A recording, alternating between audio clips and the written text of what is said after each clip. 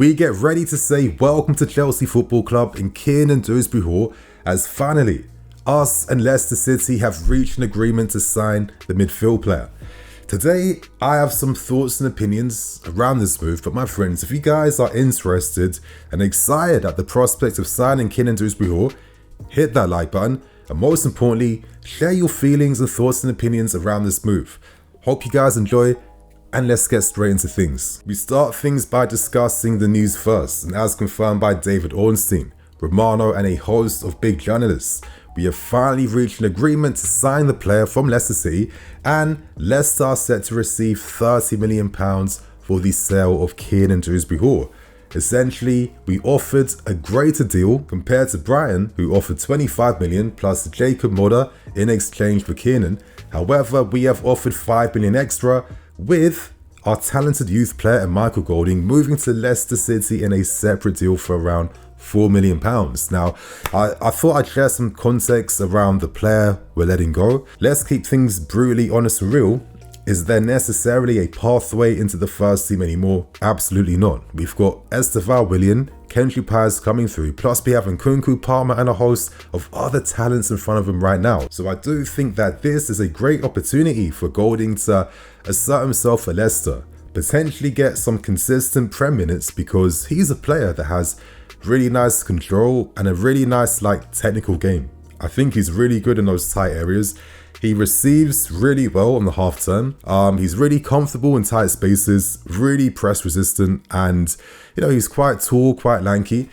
He's one of those guys that has big potential, because as he develops more, gets more exposure to first team football, he could be a really interesting player for Leicester City. And if I was him, I'm taking tons of inspiration from 30m Dewsbury-Hall, because as long as you get that exposure to first team minutes at an early age, that is the significant thing, that's the significant factor that can determine how much potential you reach in your career. So good luck to him.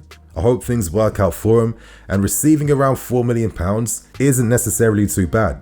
There won't be any buyback fees or clauses attached in this deal. It's a pure £4 million move to Leicester City, and I think from a financial point of view it makes a lot of sense for both clubs, because think about it this way: we are set to help Leicester City with their PSR issues. They're set to receive £30 million in pure profit. That is big for them. That is £5 billion extra than what they would have received from Brighton, and they're paying off £4 million for Michael Golding. Is he going to be introduced to their B teams or their first team? We don't know, but they can amortize this deal over years, just as we can amortize the £30 million over the 6-year contract length that 30m Dewsbury-Hall is set to sign, as his deal will now expire in 2030. Reports mentioned that the reason why we've signed him is that we believe he could be a great tactical fit for Maresca, even though Maresca didn't necessarily push to re-sign the player he worked with. It seems like the club decided from their end he would be a smart, shrewd buy to make, and Maresca won't say no. So all sides win here. Golding wins, 30m Dewsbury-Hall wins, Leicester, Chelsea and Maresca as well. So on paper this is a good move for all parties, but let's discuss some of the ramifications of a move like this. I guess, as we're all probably guessing and thinking, this may spell the end for Conor Gallagher's career at this football club, right? Because we've essentially signed another midfield player in front of him that plays a more advanced role compared to the defensive role that Gallagher has been playing as that 10/8 from last season. But in the meantime, we have to wait to see what happens, because Conor Gallagher has said that he won't be discussing his future until after the Euros, so he can focus on the England national team. But the reality is we haven't received any bids or offers right now, and with clubs knowing that this guy will be available to sign on a pre-contract in January, in 5 months time, are they going to feel the need to pay the £40 million we are hoping to receive? Time will tell. That'll be interesting. It may come down to Conor feeling like, you know what, I want to play somewhere where I'm going to feel safe, I'm going to get tons of minutes in, and a club that really believes in me, because it's been 4 windows in a row. They've been constantly looking to force me out and sell me. So time will tell, but we can't forget the possibility that Gallagher, his agents and his team may feel like, you know what, we will hold out and stay here because it's more lucrative for us to get the pre-contract signed in January. A lot is riding on this. Also, currently, AC Milan are negotiating with us over the availability to get Carney Chukwuemeka. This may be on a loan move with an obligation to buy at the end, because as it has been confirmed, we will only let Carney leave if we receive permanent sale money for him. I think that's a bit disappointing. I know the argument is Nini, he's injury prone, you can't rely upon him, but sometimes the way we discuss players and injuries, I just feel like the conversations could be so backwards. The guy got a contact injury against West Ham that busted up his ankle. That is not easy to get over, ankle injuries. At times he was rushed back when he shouldn't have been and he broke down a bit, but the kid is 20 years old. He's not 23, he's not 25. He hasn't torn ACLs, he hasn't broken a leg, he's not damaged goods, and I just get a bit frustrated by how us fans can be so naive when we have these discussions around injuries. I keep saying one of the greatest examples of a guy that you should have given up on was Antonio Rudiger, because this guy had his ACL at the worst part of his young career.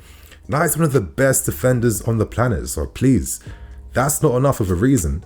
And I think the main reason why it's disappointing is that there was big hype and potential around Carney, and to kind of just cash in on that seems more opportunistic compared to there being any master grand plan. I thought Carney displayed a lot of promise last season. Clearly, Pochettino saw something in him by giving him those minutes really early on during the season. He is someone that is really comfortable between the lines.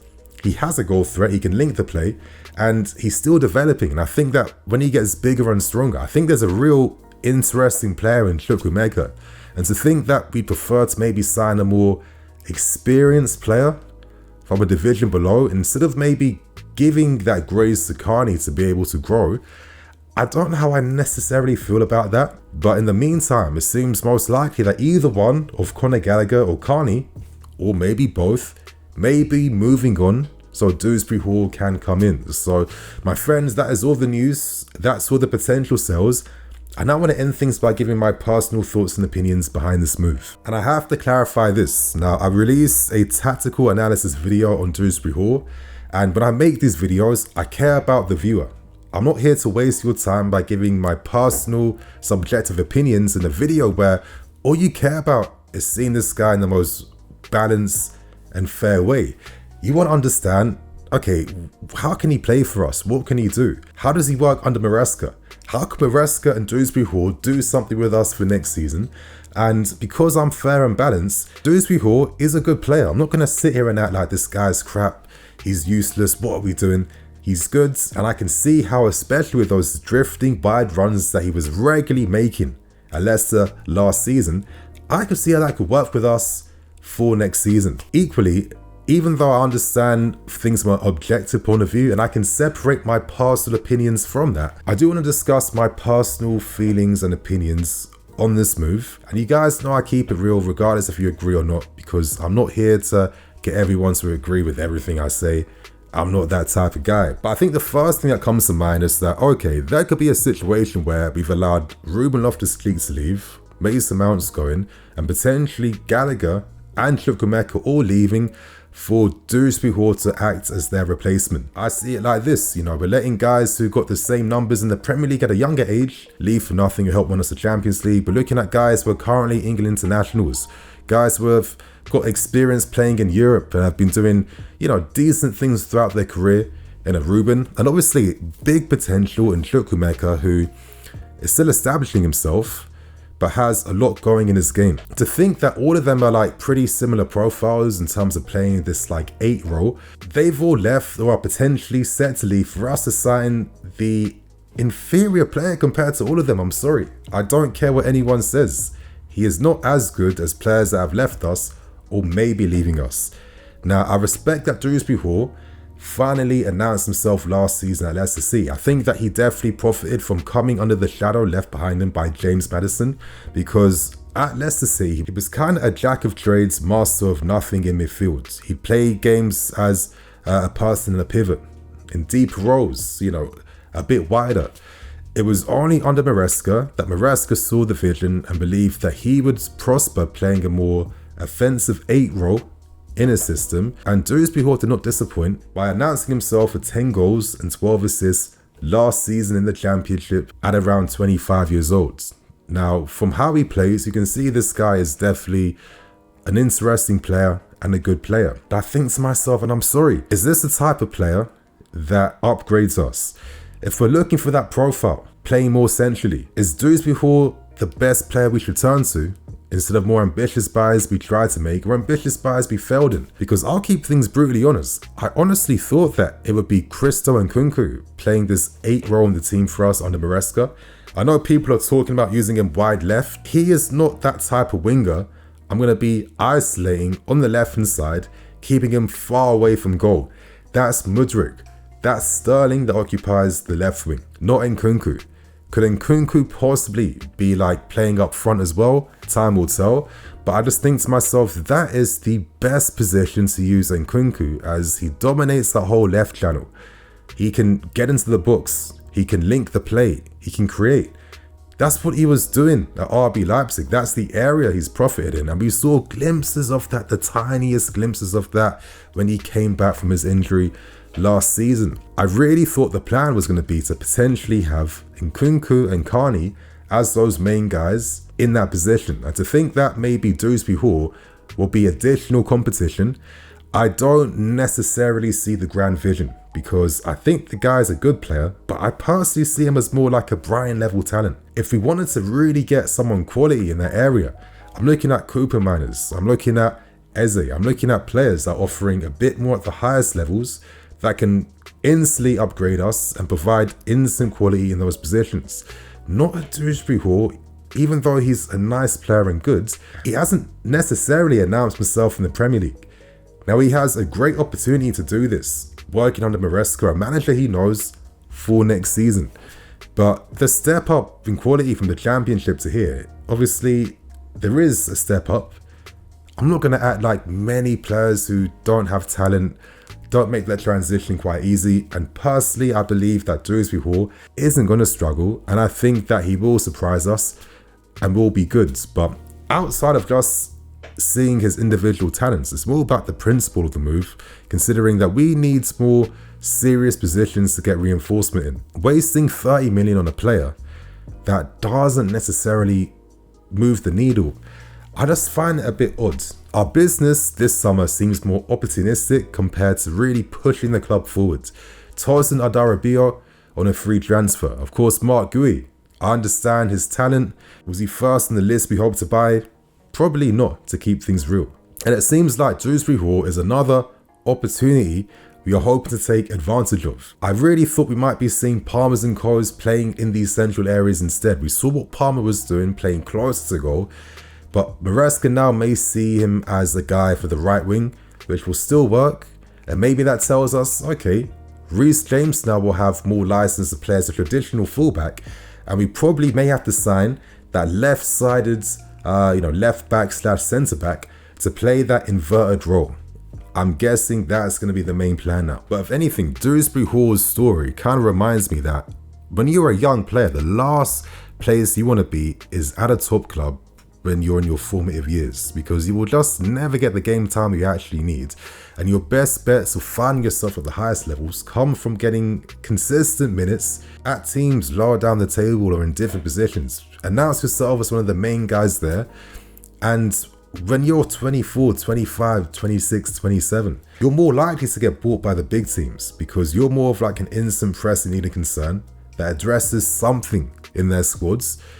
And I just find it funny, because when Dewsbury-Hall was announcing himself in his formative years, I just don't think he is someone right now the club would be buying. I'm not really understanding the message we're sending in terms of our transfer policy. I think we kind of understood that this summer in particular, we may be turning towards some experience and not just necessarily youth. But in the meantime, over the course of 4 windows, we've invested tons of money on youth prospects. Kasade, Santos, Carney, Ugo Chukwu, plus Lavia, a host of talents. And it just feels odd that when there's a real opportunity now to bed in the big money guys that you've made, that you've put on good contracts, you're now turning towards more of an instant gratification player, instead of giving out these minutes to the talents that you once enticed to sign for you under this like infamous grand plan, grand project. It doesn't really make that much sense to me now. There's too much miscommunication going on. I wonder how some of the young talents are taking this news. I can't imagine all of them are that impressed. What about some of the Cobham guys who just signed new contracts now? If we're selling young players, you're hoping that they're being moved on for players that push the needle, that are more established, that have a better quality. When they're being sold for talents like Dewsbury-Hall, who are more sideways level players, listen, I'd be open to being absolutely surprised by his impact. Am I expecting him to do anything Cole Palmer next season? No. Am I expecting him to be more of a squad player? Yes. But it's just disappointing to me that if we're encouraging these sales to invest in the team and they're not being spent on players that push the needle, it just feels pretty backwards.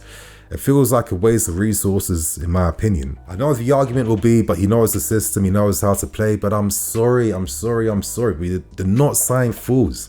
Positional play is not that alien of a tactic that our players can't adapt and play that role. I'm sorry. If Maresca can work with a team that just got relegated to the Championship and they could find success with that model pretty early on, let's not act like our squad, with the level of player we have, could not easily cope with those demands.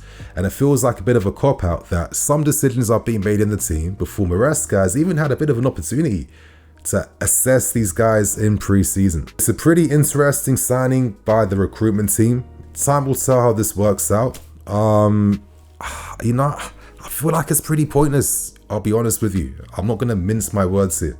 I think we already had the players, and I'd rather I saw a Santos or Carney get the same minutes Dewsbury-Hall was set to get, because I think then in the space of 2 years, you're set to get something a bit greater compared to what we may receive from a Dewsbury-Hall who's not an England international, and I'm not expecting anytime soon will find himself one on a regular basis. So there are my thoughts. You guys can share yours. I know we'll be moaning because new players, new signings, new hope, new this, new that. We all love a new signing for the sake of it, even when they're players that we didn't even think about 7 days ago or 14 days ago. But listen, I'm here to say my piece on things. You guys can agree with me or not.